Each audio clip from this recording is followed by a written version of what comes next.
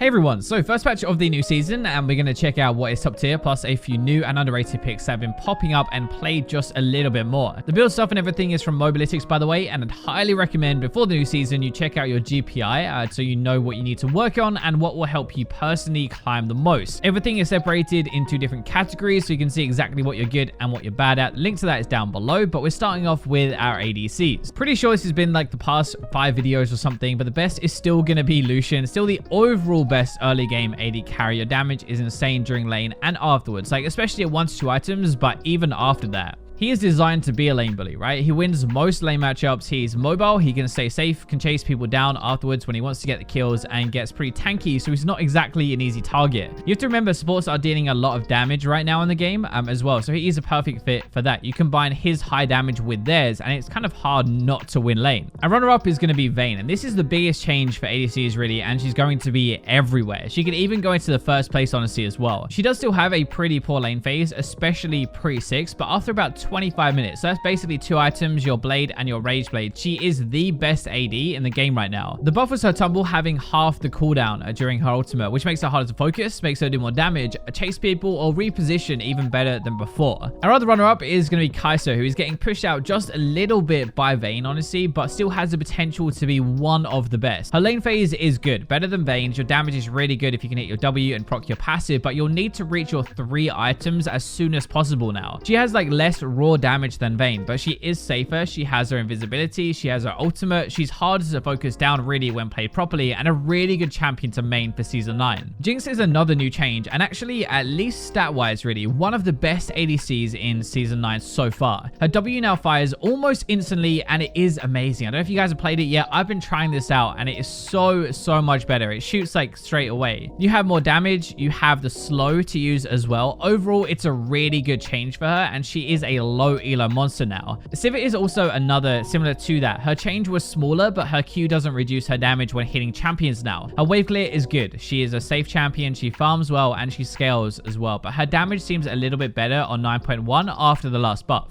Let's have a look at the mid lane then. So Galio is an absolutely stupid champion who I rage about on stream all the time. His damage is way too high, especially considering how tanky he gets. He has really good wave clear. He's very hard to shut down. He just presses Q and roams afterwards, and he almost always has good CS totals because it's so easy. Galio is supposed to be like a mix of a mage tank, right? But honestly, I don't even think it's much about his utility or his taunt anymore, really. It's just how he can half health everybody with his Q from rage. Obviously, his ultimate is still really good. It's really good roaming. It has some engaged synergy as well, and if it does hit in team fires, it's kind of like a nuke now. Run-up wise, we're gonna look at Kha'zix. So if you can't shut him down in the lane phase, then he will just take over, and he's probably the best late game mid laner we have. He's really good at roaming and mopping up a few kills after fights, or like kind of interrupting a fight, I guess. But once he hits level 16, he just basically wins the game. Well, you don't automatically win, but you have to kind of try to lose. To give you an idea, most sites have him about a 70% win rate when you reach your 5 and 6 items, so that is exactly why he's in this video. Our other runner-up is going to be Cassiopeia, who is still a powerhouse even after the nerfs with the Arcane Comet build and the damage that she can bring. It's also about Liandry's and Rylas together though as an item combo. The items are bonkers together, and it brings her up to another level. It's also how a W is a game changer when used properly. You can zone, you can stop people running away. I think it's actually one of the most powerful non-ultimate spells in the game with its grounding. One of our new picks from the mid lane is Katarina, who is probably a bit of a surprise pick for 9.1, at least for me. She had some very small things in the patch notes. Her E teleports immediately with the cast time afterwards now, and Gunblade can be buffered properly. Apparently, that was actually enough to bring her up to a much better place, and we all know that if Katarina feels good or she's meta, she becomes a bit of a problem. The champion is designed to only need like 1 or 2 items to kill absolutely everybody, which can make her extremely hard to play against if she's good. Finally then, our underrated choice is going to be Malz for this patch. He is my runner-up, and he does very well against a lot of annoying picks like Irelia or LeBlanc or Assassins because of the lockdown he provides with his ultimate. He also uses the same Liandry's and Rylas combo, which makes his 2 to 3 item point almost unstoppable when he has a lot of crowd control, but also a lot of damage.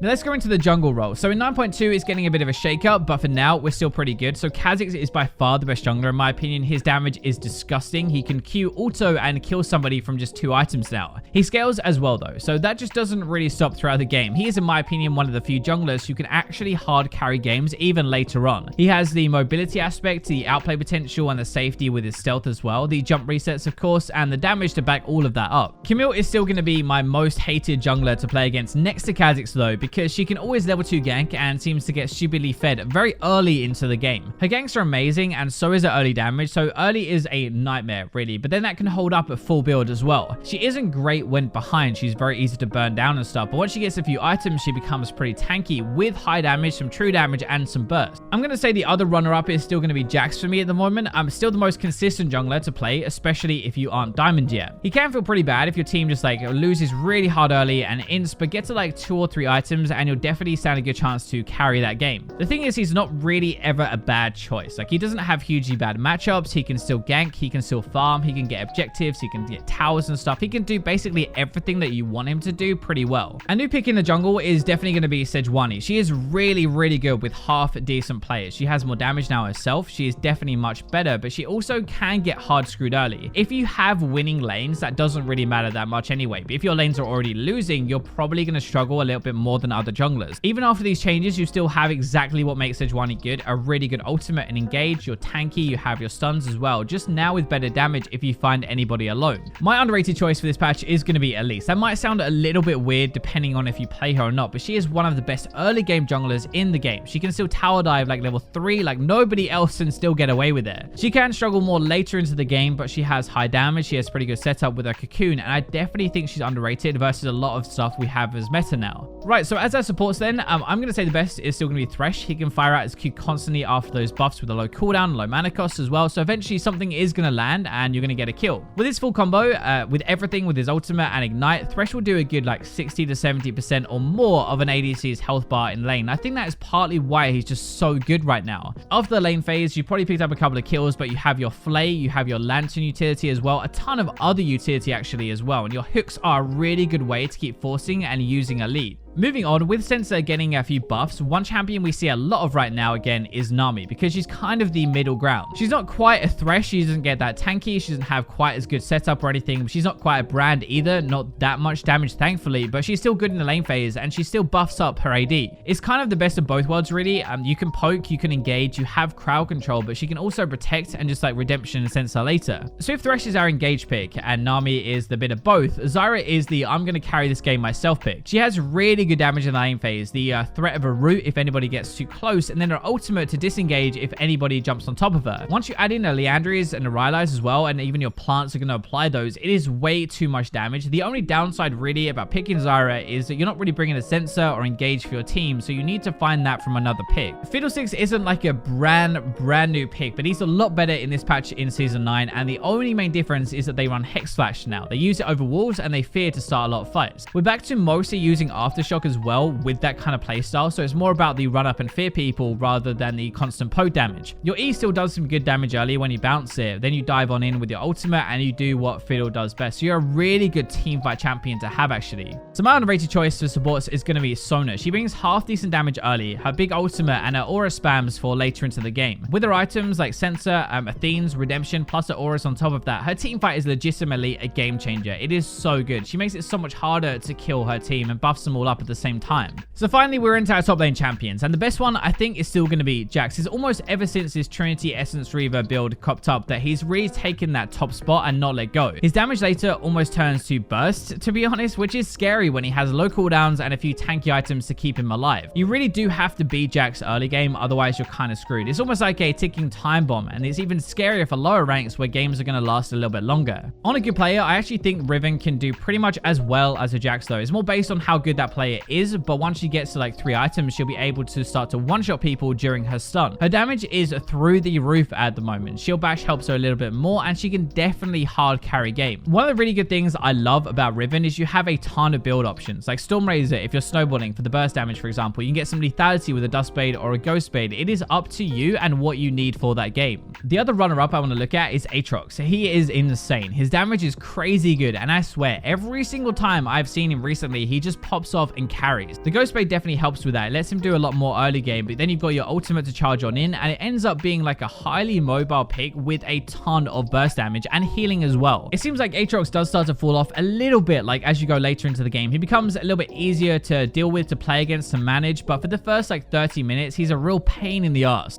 Everyone must have expected this, but Nasus was definitely overbuffed in this patch to give him 12 stacks from champions, cannons, large jungle monsters instead of 6. This hasn't really changed Nasus at all. All it's done is sped up how strong he is at any given point during the game. We've basically just given him more stacks and made him better throughout the entire game. He actually has a really good kit at the moment, and he had a few buffs before as well that like now have kind of all come together, but his Wither like is an amazing tool to shut down stuff like Irelia, and especially at lower ranks as well, where people don't punish him early and the game goes a bit longer. It's kind of a disaster. The last pick of the video that I want to talk about is Vlad has this new build that you probably have heard about before if you watch my videos, but with the death cap second item after Proto Bell, and it's disgustingly good. It has really good synergy with his passive and everything like that, but it has a ton of damage from your items now, and we get a bunch of cooldown reduction and speed from your runes, which we need to be able to get into range to do the damage in the first place. So that is our tier list for 9.1. There are a lot of new things cropping up, but 9.2 is probably going to shake up things even more than this, and that is when rank starts. Thank you for watching until the very end of the video, but for now, I'll leave you with the robots.